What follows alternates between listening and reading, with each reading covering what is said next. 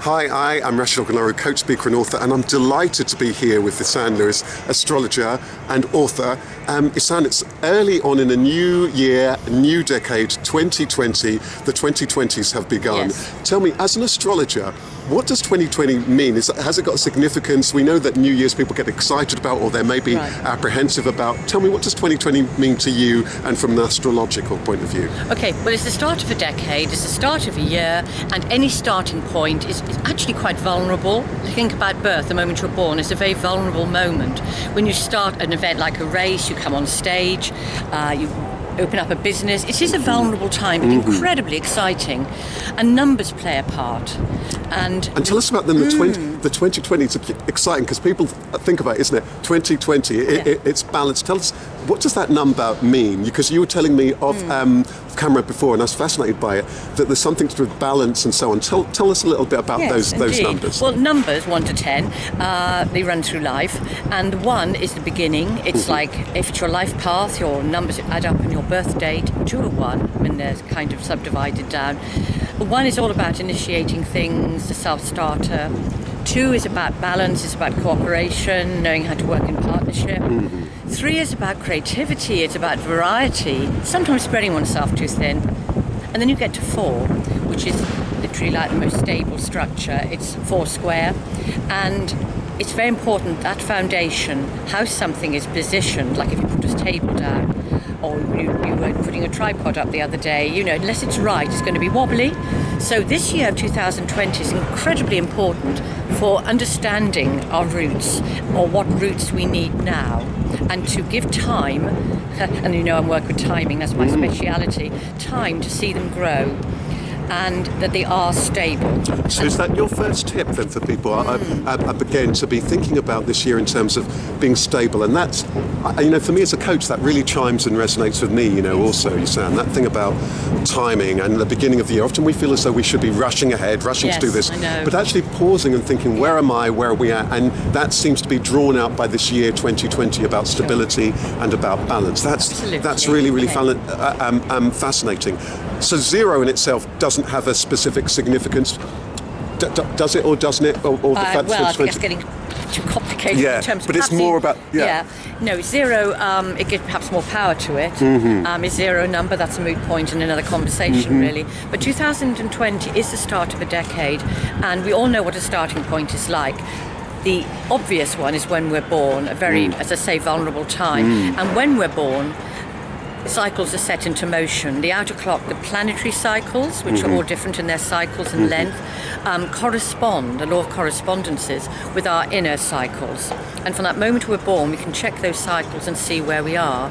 The same thing applies to a country's chart when that country is inaugurated, with a business, which is your baby. Like your business is your baby and mine is. And those cycles are very important. And this year of 2020, Rasheed, is specifically important for getting very, very real. Sounds a bit sober, doesn't it?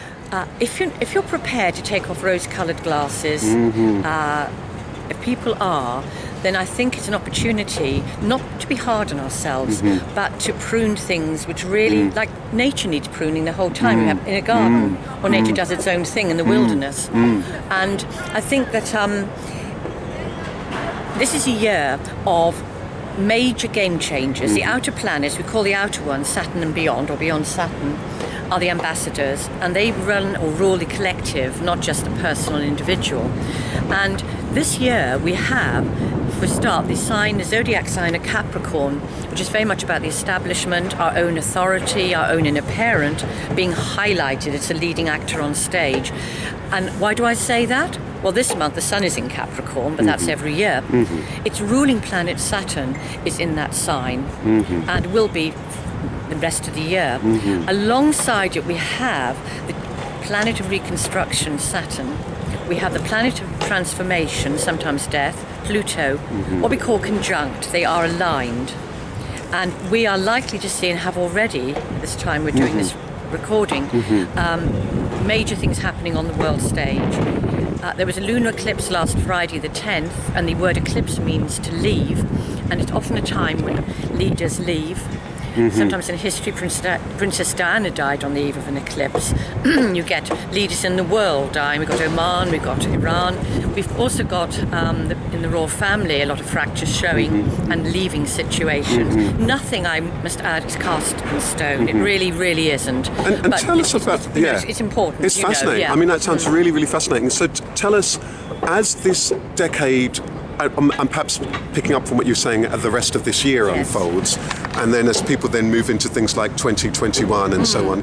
Any other things for us to be mindful of about? So it sounds so to start off with this year, the stability, balance, and making sure things are in balance. Yes. And then you talked about the number one being often about the start of something. So as we think about 2020 and then moving into 2021, any other key themes that you want to just highlight before we wrap it up, before we get lost in the rainstorm? But it's fun. No, isn't it fun? Isn't it fun? We are living in England. Yeah. English are good at this. Now, yes, we've got the Saturn-Pluto conjunction, which occurs once every 37 years, and it will be a time of self-mastery, forgetting the scapegoating and the blame culture.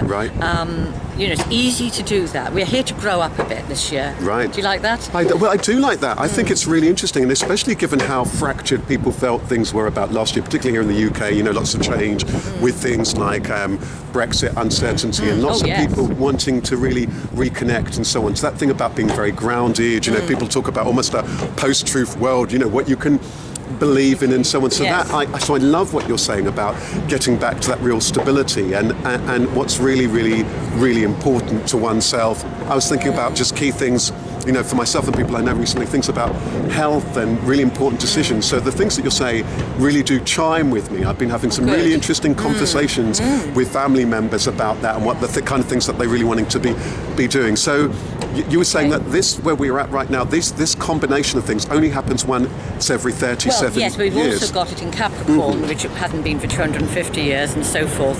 And we got Saturn, the home sign or home planet of Capricorn, there as well. And I think last year was a lot of back and forth, and a lot of things happening under the surface. And this year, if Brexit occurs on January the 31st, which it looks as though it is. Yeah, and people might be watching this well after that, perhaps. Indeed. I'm not making a prediction, but it's more likely anyway. There's a lot more. Let's get on with it. There's a poem by T.S. Eliot, and I think it's A Wasteland, where he talks about in my end is my beginning, in my beginning is my end. And major conjunctions of the planets, when they come together, it's very much about that. And endings don't have to be bad. They're usually timely, and we all know we're going to die one day, and that will be timely as well. But we're talking about other structures as well. Now, also not just so this year, but last year, another major game player is Uranus, which is always a certain angle to an earthquake when one occurs, volcanoes, and indeed, when Uranus moved in its motion, as we call it, a few days ago, there was this massive volcano eruption. And Uranus is very much a shapeshifter. It's the maverick. It's sudden changes, rules our nervous system as well. And it allows breakthroughs and breakdowns sometimes, but breakthrough is a nicer word. And is that likely to become still to remain relevant? That thing for the rest of the year, is that going to be a theme? Very much so. It's there to 2026. Right. Started in 2018, retrograded back into Aquarius for a while. Not Aquarius, sorry, Aries, and then moved into Taurus to stay in 2019. But Taurus is the earth energy. It's fixed. It's still. It's natural, it's simple, it's powerful, it's nature. So Uranus coming along, the lightning rod, is obviously causing a great deal of interest in climate change. The activists are having not just their day, but their time. Right, so I'm fascinated by what you're saying now here. So some of these planetary things last for a number of years. So if we think about these 2020s as a decade, if we look at it from in terms of 10 years, is there anything, although of course, and I know that you do lots of in-depth readings of people individually what it means, but can you tell us anything overall about this 10 years in key themes, because you're pointing to some fascinating factors of where the planets are. Any key highlights that you would just bring to our attention in terms of between over the next this 10 years that we're in? Well, obviously the planetary cycles will make their changes in that time. The Pluto is going to go well into the 2020s. Uranus stays in Taurus. It's not as happy as bedfellow, but it's there to shake us up, to make changes and to make us more inventive and innovative with how we handle the earth, ourselves, our bodies. That's why there's such a huge interest now in veganism, Right. looking after our bodies in different ways. Right. So Right. I think that as we go through the 2020s, we're going to see the ramifications of that in the second half of this Right. decade. So it's very hard to predict what is likely to move on, and I'm rather loath to take it that Yeah, far but it's ahead. fascinating. But what I love what you're saying is, though, I love these themes. So the themes about stability, the themes about certain things that you were talking about in terms of people being concerned about things like the environment and so on. These things are really, really Huge. fascinating.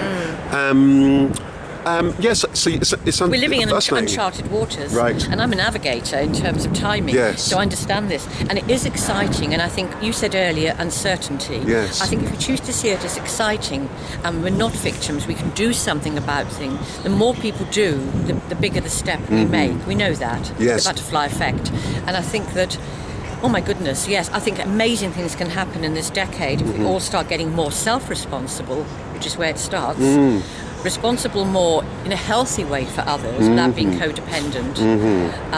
We live on an interconnected planet, but half the Yes. time we act as though we're not interconnected. Yes, this so chimes with me because I think it very much chimes with me because for me as a coach, I often say that the more still that one is, that the stiller you are, the calmer life is. Yes. So it really resonates, and I love that theme about if this year particularly is about stability and the numbers are around stability, that the more still I am and more centered, and then I love what you're saying about then the number one, then if there's things that I'm either beginning now or, people often see a new year as a beginning or next year, then you're able to begin from a centered place and to progress. And I love the things you were saying and that invite us to think also collectively and collaboratively. And again, that would be, to me, it would suggest the number two also suggests that, Yes, right? indeed. But I also think Taurus is the root. Each season has 3 signs. Aries is spring, the beginning. Taurus, and that's the seed. Taurus is the root, the Yes. beautiful blossom we see from the root. And then we got the Gemini sign, which is moving on into the summer. And I think that Taurus is the root, and that links with Uranus there now. Are those roots stable for change? And if they're not, then there needs to be change. And so that's lovely. So those are questions that we could ask ourselves, Indeed, in all Rasheed. areas, in Yeah. terms of my life, in terms of my health, in terms of, and perhaps somebody thinking in terms of their career. So by starting there, and Isan, I'm so grateful for your time. And I know we've been out here in the cold, so It's we should pleasant enough. wander back in. So any last thoughts? Well, a couple of things I want to do. The practical things. If people are trying to find you, where thank can you. people find you? First Well, of I all? have a website, Isan, which is YSANNE, isan.com.